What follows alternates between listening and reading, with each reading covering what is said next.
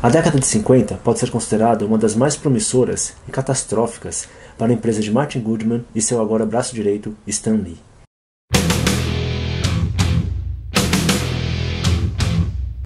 Com os quadrinhos dos super-heróis em ocaso, Goodman e Lee colocaram no mercado uma avalanche de quadrinhos dos mais variados temas e gêneros.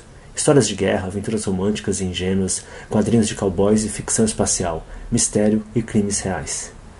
A estratégia de Goodman era simples: controlar a distribuição de suas revistas diretamente e publicar o maior número possível de títulos. Em pouco tempo, a antiga Timely, agora Atlas Comics, se tornou uma das maiores editoras dos Estados Unidos. Os artistas que trabalhavam para a Atlas no começo da década de 50 e responsáveis por produzir esse mar de quadrinhos sob a batuta de Stan Lee incluíam nomes como os dos veteranos Bill Everett e John Severin, e também uma galeria de novos artistas, como John Buscema, John Romita, dentre outros. Artistas que aproveitaram a liberdade e a oportunidade daquele momento para explorarem novas possibilidades dentro das narrativas, seja expandindo os dramas dos personagens, seja explorando a metalinguagem dos quadrinhos de modo surpreendente, e até mesmo questionar a má reputação dos quadrinhos diante da grande arte. Duas considerações se fazem importantes aqui. Por mais que hoje enxerguemos esses anos iniciais dos quadrinhos como um período mágico e temos uma ligação quase emocional, ou melhor, devocional aos super-heróis e suas origens, os artistas e escritores realmente não sentiam muita falta dos quadrinhos de super-heróis. A maioria desses artistas não entraram no campo dos quadrinhos porque gostavam de super-heróis, mas porque precisavam de um emprego, e porque gostavam de desenhar e ou escrever. Para a maioria, o gênero e os personagens não eram assim tão importantes. O que importava mesmo era ter um trabalho e poder sustentar a família. Outro ponto a se ressaltar é que a maioria dos primeiros artistas e escritores a trabalharem com os quadrinhos eram filhos de imigrantes de primeira geração, especialmente judeus, mas também italianos, poloneses, alemães, etc.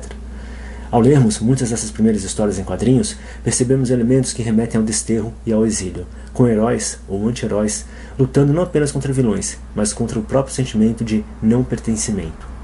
Párias, exilados, desajustados, estes personagens eram um reflexo de uma geração que lutava para se adaptar em um mundo estranho e reticente a esses novos seres.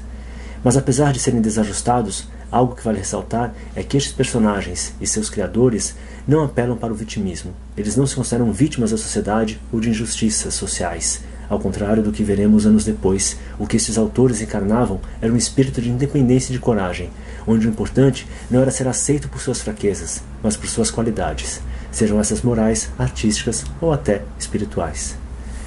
Mas voltemos à nossa narrativa principal. Não é possível falar dos caminhos da Atlas Comics sem comentar um pouco da história de uma outra editora, aquela que entre a década de 40 e 50 reunia aqueles que podem ser considerados verdadeiros mestres da nona arte. Falo, obviamente, da Entertaining Comics, ou EC Comics, de William Gaines. Entre 1949 e 1950, Gaines começou uma linha de novos títulos que traziam horror, suspense, ficção científica, ficção militar e policial para as bancas e lares americanos. Seus editores, Alfred Einstein e Harvey Kurtzman, convidaram quadrinistas freelancers altamente talentosos, como Johnny Craig, Reed Crandall, Jack Davis, Frank Frazetta, dentre uma dezena de outros grandes nomes. As histórias eram roteirizadas por Kurtzman, Feldstein e Craig. Além de tudo, a EC foi pioneira na formação de relacionamentos com seus leitores, através de suas cartas ao editor e a seu fã-clube, o National EC Fan Addict Club. Outro aspecto importante que faz da DC um marco na história dos quadrinhos é que ela promoveu a estabilidade de ilustradores, permitindo que cada um pudesse assinar sua arte e incentivando-os a desenvolver os próprios estilos. Adicionalmente, a empresa publicava biografias de uma página sobre eles nas revistas em quadrinhos. A EC publicava linhas editoriais bem distintas: histórias de guerra, com Frontline Combat e Two-Fisted Tales, histórias de ficção científica, Weird Science e Weird Fantasy, histórias policiais, Crime Suspense Stories e Shock Suspense Stories, e histórias de terror, Tales from the Crypt, The Vault of Horror, The Haunt of Fear. Estas sendo verdadeiros clássicos do gênero. Os artistas da EC eram ousados e criativos. Os roteiros eram inventivos e a arte deslumbrante, moderna e à frente de tudo que era feito em outras casas editoriais. Especialmente nos títulos de horror e mistério, a EC era a editora a ser imitada. Ora, como diz o adágio, no mundo nada se cria. Goodman e Lee então resolvem explorar o filão descoberto pela EC. E se a EC tinha aí 8 ou 9 títulos no mercado, bom, a Atlas colocaria nada menos do que 12 ou 13 títulos de horror e crimes nas bancas. Outra série de títulos explorados por Goodman e Lee, e de forma original, sem copiar os trabalhos de outras casas, eram os quadrinhos de guerra. Em 1950, os Estados Unidos se envolvem em um conflito no palco asiático, mais especificamente no conflito envolvendo Coreia do Norte e do Sul, e ainda com tropas chinesas a causar ainda mais tensão. Mas, ao contrário do que acontecera com os quadrinhos sobre a Segunda Guerra Mundial, nos títulos agora publicados, havia uma nova sensibilidade. Não havia super-heróis e seus uniformes coloridos. Agora era a vez de soldados reais, com dramas reais, com sofrimentos reais. Os soldados americanos eram retratados de forma realista, concreta, as situações eram dramáticas. Mesmo os inimigos eram vistos sob uma outra perspectiva, não sendo apenas estereotipados retratos raciais e preconceituosos. O breve retorno dos super-heróis. Já que um dos objetivos de Goodman era dominar o mercado pela quantidade de títulos disponíveis para os leitores, e como criar novos personagens é sempre trabalhoso e arriscado, era hora de voltar com aqueles 3 super-heróis originais da casa. Tocha Humana, Namor e Capitão América ganhariam uma nova chance nos anos 50. Agora, em uma revista chamada Young Men, os heróis eram desenhados e roteirizados por pratas da casa. Carl Burgos, Russ Hef e Dick Ayers eram os artistas responsáveis pelas histórias do Tocha Humana. A cuidar do Capitão América, um jovem John Romita, cujos traços lembravam aquele de Jack Kirby. E por fim, Bill Everett, a trabalhar na sua criação, Namor. Mas esse revival durou pouco tempo. Goodman tentava aqui explorar o sucesso do Superman, que graças à série televisiva do herói tinha novo interessado público.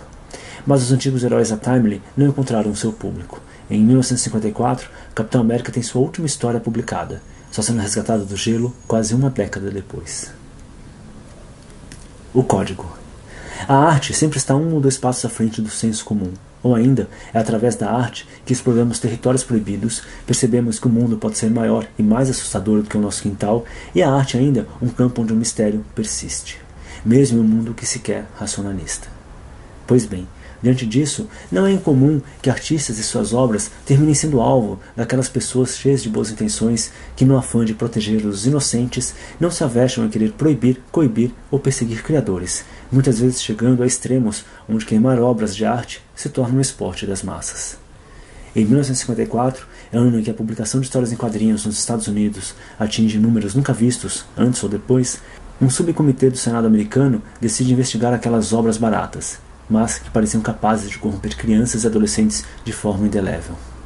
A estrela deste espetáculo grotesco era Frederick Wertham, um psiquiatra que, com seu livro A Sedução dos Inocentes, culpava artistas e criadores que, ao explorar nos quadrinhos violência e assassinatos, crimes e horror, eram os responsáveis pelas ações antissociais de jovens pelo país.